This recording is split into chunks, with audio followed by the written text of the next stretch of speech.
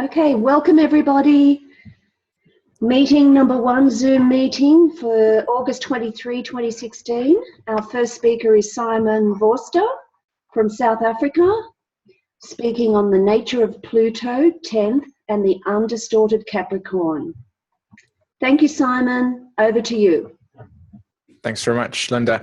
Yeah, I'm just going to quickly share the screen over here on the PDF just to give everybody a quick insight into the chart. Whoops, there we go. So what I basically wanted to share with everybody today around the nature of Pluto in the 10th house and my own personal journey around this. This is my astrological chart. And as you can see, I've actually got Saturn conjunct the Sun conjunct Pluto, and Mercury conjunct Pluto, all in that 10th house over there. Okay, just have a look at that there. And what I wanted to share with you, because there's actually quite a lot about this 10th house story for me that probably within even today was one of the most awakening experiences that I've had around the nature of my karma. And in particular, the authentic Capricorn story around this signature, and not the one that society wants me to play out. And that's also one I wanted to share around the undistorted understanding of Capricorn. And it's got a lot to do with, of course, these skip steps around Mars and Venus that are totally conjunct over there in that balsamic phase. And you can see the north nodes on it at the moment, as well as Venus. I just went through a Venus return. Jupiter's also been transiting this for the last year and a half or year, and Mercury, of course. And to add extra emphasis to this, there's Saturn and Mars playing around with not only the square's nodal axis, but also the nature of Jupiter and Uranus as well. So there's been quite a lot that is actually taking place for me in terms of not only my own karmic story, but the realization of how to actually embody not only Pluto in the 10th house, but also the nature of what the polarity point is all about, especially for a soul like myself. Just let me know if I'm going ahead like too fast, etc. But if you have a look, Jeffrey always spoke about the 3 symbols in terms of, or the 3 archetypes, right? The Trinity. So the polarity point of Pluto in this case, as you can see, is the 4th house of the astrological chart. And I'm really just giving information at the moment so that when I actually speak about it, everybody's on board with what I'm saying. So you've got this Pluto 4th house polarity point. So for me, the 10th house in itself is coming into this lifetime with 3 major things. 1, to orientate itself around an entirely new self-identity. And the reason why that's the case is because it's a cardinal energy. The 10th house, Capricorn, is a cardinal energy. So Pluto manifesting through 10th house is a soul that desires to initiate a new direction within its life. Now, with Pluto being in the 1st house, which is a cardinal sign, it's a new direction in an instinctual way.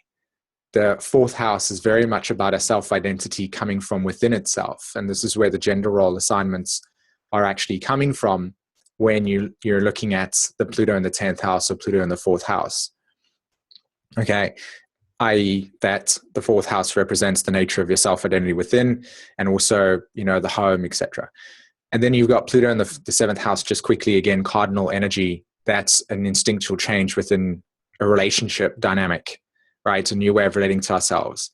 And it's quite interesting if you note, Pluto is in the 10th house, but it's also ruled by the last degree of Libra. So there's that extra emphasis around needing to understand what I felt within inside of myself from how I've experienced my life, that on a deep level, it's really, really shifting a self-identity and a new direction for myself, especially in the nature of the Libra archetype, is about how do I relate to myself, right, in new ways? How do I understand the deeper ultimate connection within myself around relationship dynamics? And I bring the relationship dynamics into focus because the soul has these squares to the nodes that are the relationship archetypes, Mars and Venus, right? And you can actually see that the ruler of Mars and Venus, of course, it's Virgo, but Virgo is ruled by Mercury, and so therefore it's conjunct Pluto, as well as the North Node. So there's a very, very clear, like definite indication regarding the nature of the karma here, that I'm here to shift within inside of myself as I understand my own karma around how I relate to myself, how I'm showing other people how I relate to you, and really, really getting in touch with that ultimate meaning around the nature of this, relating of myself, the balsamic phase between Mars and Venus. And it's obviously in a very critical degree because, Virgo decided to show up there and say, hey, by the way, I'm going to help you out. And we all love Virgo, don't we? Let's just feel completely humiliated in every moment about everything that we feel about ourselves. We're not good enough. But on a more sort of serious note, yeah, for me, what I've really come to understand about the nature of my soul's journey up until this point in time, and really relating with Pluto in the 10th house. Jeffrey spoke about the soul's like desire to basically come into the world and to evolve itself through the nature of time. And that is what Capricorn is about in that sense, especially a Pluto 10th house soul, is to understand its limitations, to understand the nature of how it's evolving itself, and realizing that it's about social interaction and social integration. And that as you consensus state, climb into the ladder of, going from first stage consensus to third stage consensus, it's about climbing a ladder of the social structure.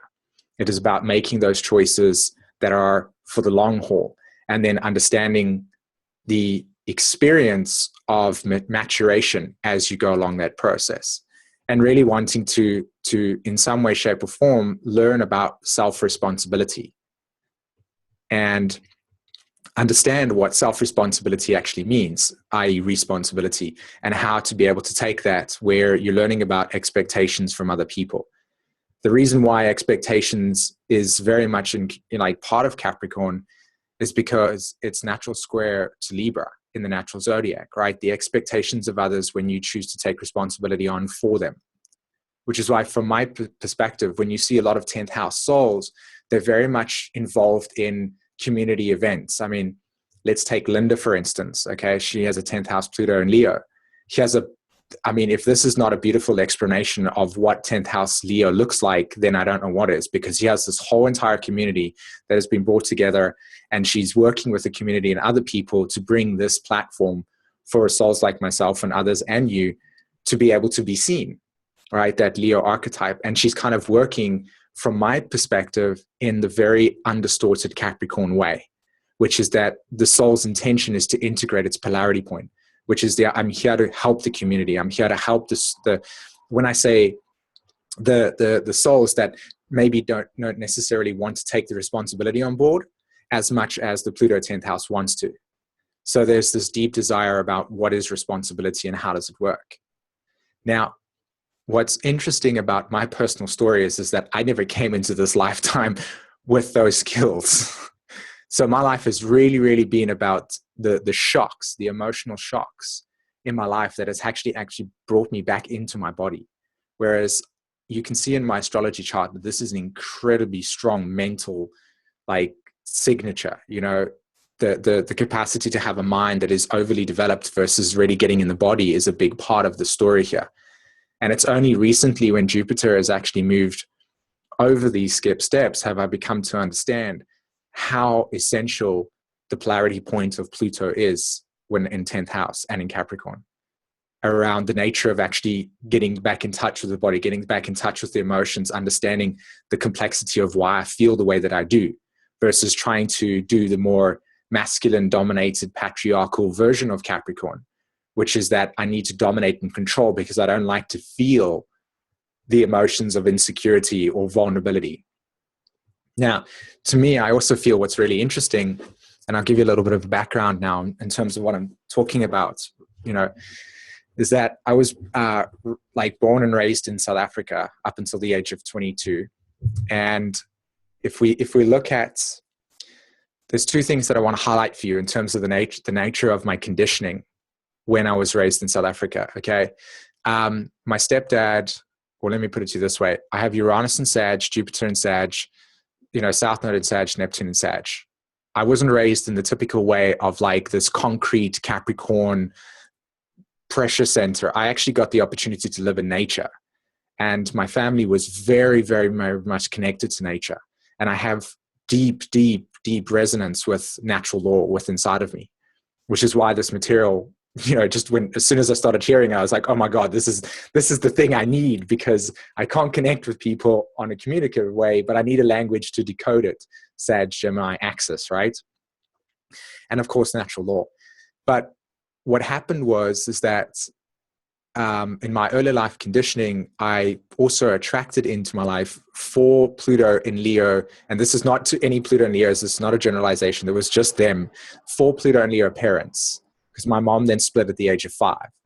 And she followed now my stepdad. And all 4 of them were deeply, deeply, deeply traumatized around their narcissism. Right. So you can see this Pluto conjunct the sun experience and then Pluto in the 10th house is also about the parents dynamic as well. Right. Pluto in the 4th house, soul comes into this lifetime and says, I'm going to have one or both parents unemotionally available for me because I need to learn internal security. The Pluto in the 10th house, both the parents will be incredibly dominating to create that very Capricorn crystallization of emotional repression. Now I had 4 of these people in my life, right? That completely and utterly just had this polarity where they were so narcissistic about their own perspectives that they couldn't even care about the child that they were really they were arguing about, to try and see what the best for them. And then secondly, in this experience, the polarity is that my stepdad allowed me to actually have all the creative freedom that I needed regarding, the sporting career that I had. So I had this interesting dynamic, squares to the nose, where I was able to follow my creative passions, right? Because any sporting event that I had, my stepdad would be like, look, he needs to do this. So he would go out his way and construct things in the back garden that would basically be anything that I needed, all the equipment, everything. Yet when I was at school, I was forced to write out of a book, line, like word for word, every single day for a period of time, a whole entire Roald Dahl book. I had to write down, copy it out of the book onto text, and I wasn't allowed to get one word wrong. If there was like a scratch or anything of the sort, then I had to rewrite again. And I remember distinctly experiencing nights where it would be like 2 o'clock in the morning, and here I'd still be writing, even though I'd start school at like 8 o'clock or 7 o'clock in the morning, because the need for getting it right was so important in this experience. So I had this deep sort of like Virgo, like I'm not getting it right, I'm not good enough, there's no point in everything. So I've got this incredibly interesting dynamic within my consciousness or carry karma with me, where that Pluto conjunct Mercury conjunct Sun has got this capacity to talk to you right now in this very sort of public way. Like this is what I feel I'm drawn towards. It's amazing to get excited. But it's also the shadow side of it is this really, really traumatized mind where it's very difficult for me to be able to actually have complete objectivity around certain things, and also deeply traumatized narcissistic tendencies where it's just like the hooks own me completely, right? And the reason why I'm sharing this with you is also because if you look at the nature of Neptune and the moon, Neptune and the moon are completely opposite each other in that sense. And for me personally, I'm like incredibly hypersensitive, right? Which we all are when we've got Neptune contacts, right? So, I mean, at the moment right now, isn't Jupiter, I think Jupiter is where? It's 23 degrees. It's hitting Chiron at the moment, which is in Pisces. And I'm sure at some point you guys have felt that deep sensitivity around being, like sensitive to other people's whatever. And so that Neptunian field, well, I never actually understood the dynamics of this Neptunian sensitivity up until maybe a year ago. And the reason why was because when I was growing up, my parents never gave me the opportunity to understand emotional individuality. So I have no boundaries inside of myself around how to identify my emotions separately from another person's. I'm always trying to convert another person to have their emotional reality be the same as mine, so that I don't have to deal with the uncomfortability of the emotions being what they're experiencing. I can't differentiate.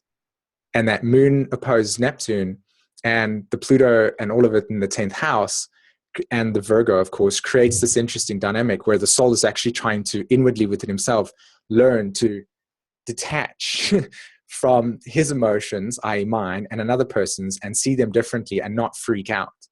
Because I watch how my intestines become incredibly like knotted up when I feel like another person's emotional reality is going to get out of hand, because I grew up with an emotionally abused home anyway.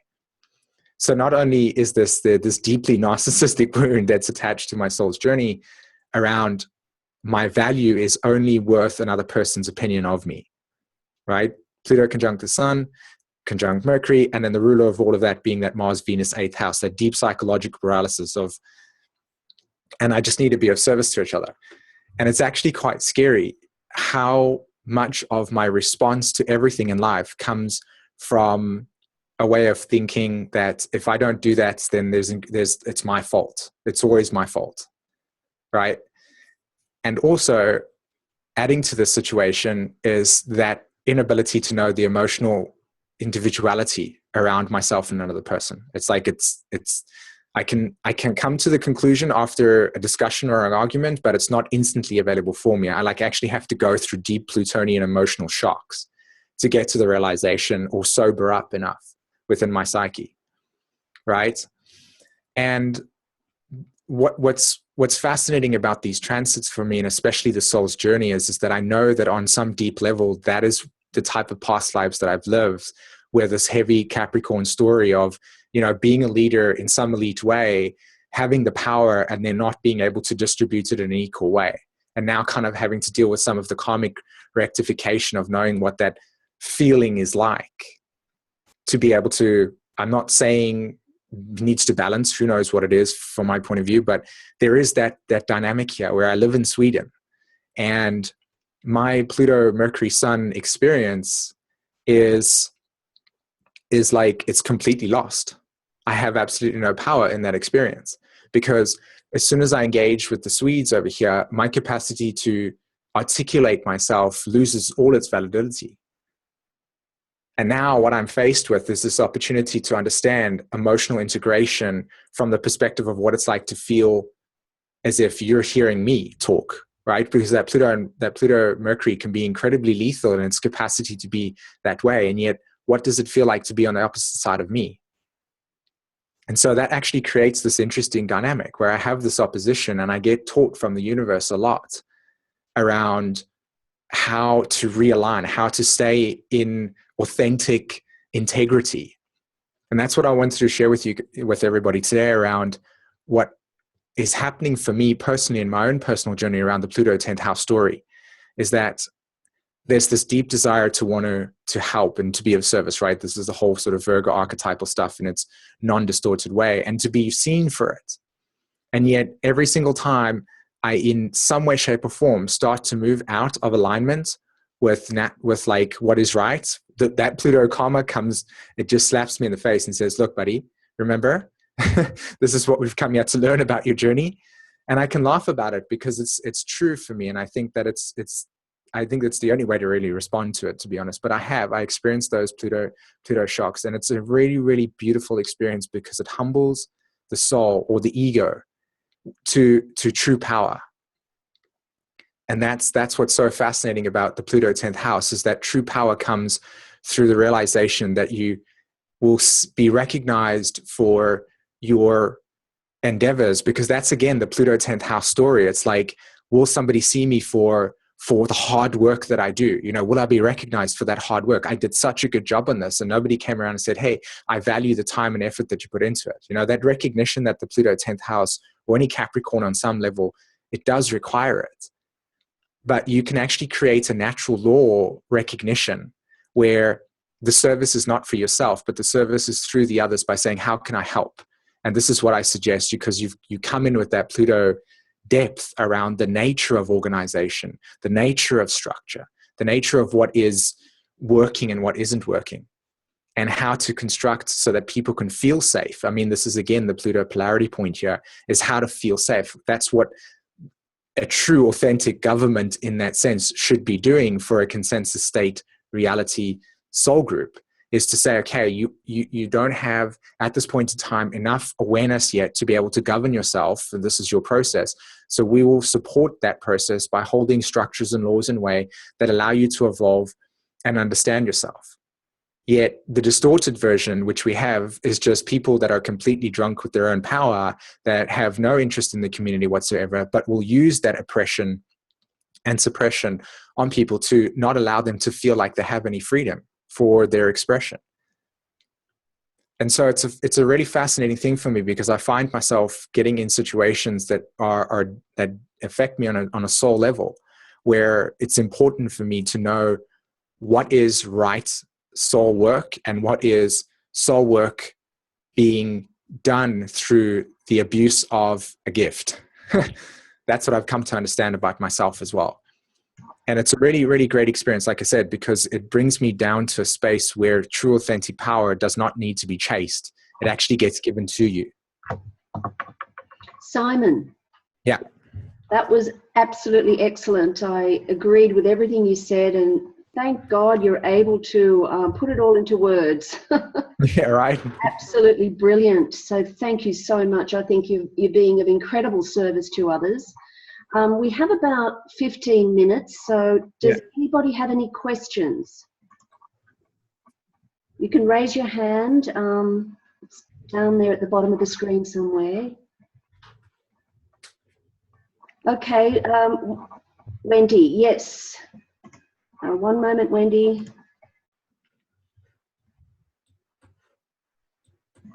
Go ahead. Well, I want to pull the chart back up on my own. Hold on 1 second. Yeah, I can do that. Oh, Is no. that? Well, You want to? doesn't matter. I have it here too, so Okay. happy to do it. Well, I just want to say thank you for sharing, and it actually really helps to see someone else's chart with Virgo archetypes squaring the nodes, and I have the same nodes that you do, so I can really relate to it. It really wasn't a question. I just wanted to say, I'm trying to think of a couple things you said. I don't know now. I'll have to come back. I just, it's just very helpful, very powerful. And, oh, what you said about the emotional body, other people's energy versus your energy, what's mine, what's theirs, right? And when there's trauma and you're not really in your body, or the soul has learned to disassociate, so to speak, and be in upper chakras, that's overdeveloped, right? And the lower chakras get underdeveloped. And I'm constantly having to manage that. And today I went and had lunch in this restaurant, and I walked in, and it's like a Wi-Fi area where you can sit and eat and get on your computer. There was other people there, and I was like, oh my God, I could feel everything that was going on with everybody. So I was like, okay, Wendy, what's really going on with you? Well, one, I had anxiety and I wasn't in my body. So I had to consciously choose, I had to consciously say, okay, I'm going to get grounded. I'm going to get in my body, and I'm going to stay there. And as soon as I did that, everything disappeared. Yeah. It's a constant effort. If I've done some action or done something that creates a tear in my field. Mm-hmm. And so it's like so fine tuning, I think, all the mutables, and with all the mutable energy now, it's even more enhanced, right? Yeah. It's like mega doses of it. And anyway, I'm just grateful to hear you sharing about your journey. And I mean, that's a lot. That's a lot to deal with. Mercury, Pluto, Sun, Saturn in the 10th. That's really, really mega pressure, right? Yeah, there's tons of it. I mean, you were talking about the body. This is a piece of tiger iron that I have with me, that I carry with me completely, keeping in those low chakras. Yeah. And yeah, so that's how intense it is. It's like it needs to be that big. Yeah. The other thing I was going to say is I hope you have some Taurus people in your life. Yes, my daughter has 4 planets in Taurus. Yeah, because that would be so healing for you, right? Have people, like good people in your life that have some Taurus to help you come down there into the fourth more. I mean, maybe it's a form of grounding in a way, and and nourishment, right? And development of your Venus. That's right. And what's also interesting is that she has a new phase relationship to a Mars and Venus, literally, and she has Pluto in the 11th house in Cap. So again, Jeffrey's karma talks about the karma. You'll have a child that is in some way, shape, or form going to teach you how to come back in your body through their own issues. Wow. And she is exactly that. She literally brings me back into the emotional field. Yeah. And so beautiful. Does her Venus Mars trine yours? No, they actually quincunx them. She's. I thought you said they were in Taurus. Yeah, sorry. I meant that she has Mars and Venus, Uranus, and the Sun all in the second house of the astrological chart, and then it's all in Aries, and then the South Node in Taurus, right? In third. So. Yeah. Wow, that's nice. That's really great, Taurus. Okay. And both my daughters have Sun in Taurus, or Sun in the second house. Wendy, thank you so much. Can we go on to 2 questions? Simon? Yeah, absolutely. Go ahead. Go as many as you guys feel. Yep. Wei, please go ahead. Okay. First, thank you so much for sharing it. I'm like relating to your experience so much. I heard you said in your childhood, you feel you have to do everything, like get it right is so important to you. I have this thing. I have Mercury and Saturn conjunct 10th house Scorpio and rising Scorpio too. So that really like give me so much stress. Even now, I feel if I don't get things right, it's all my fault. It's all my responsibility. Mm-hmm. And it's like tiny things in daily life. I give myself so much stress. I wonder how do you like deal with this? That's a good question, to be honest. The way I've dealt with that now is that every single time I watch my body get triggered, I did a lot of work around the physical reaction of how the body responds to these chemical things. Mm-hmm. And like with Wendy, she was talking about coming back into the body. And I just objectify that stuff and say, look, this is not the truth. This is obviously my trauma over here. And sometimes if I feel like I need to express the anger, because that's the thing that's damaged with inside of myself is that the anger or pain permeates off me. It's like that's how much the frustration comes off. And I'll just need to actually like really, really have this strong voice of what my inner child wanted to say to the parent at that stage.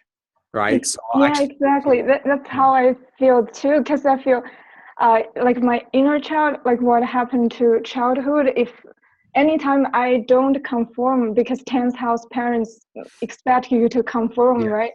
So it's going to be huge crisis and punishment, like and the nightmare won't go over. So I think I'm still dealing with this, like my inner child wants to rebel against that, but on the other hand, I'm so like a suppressed anger. It's not getting out.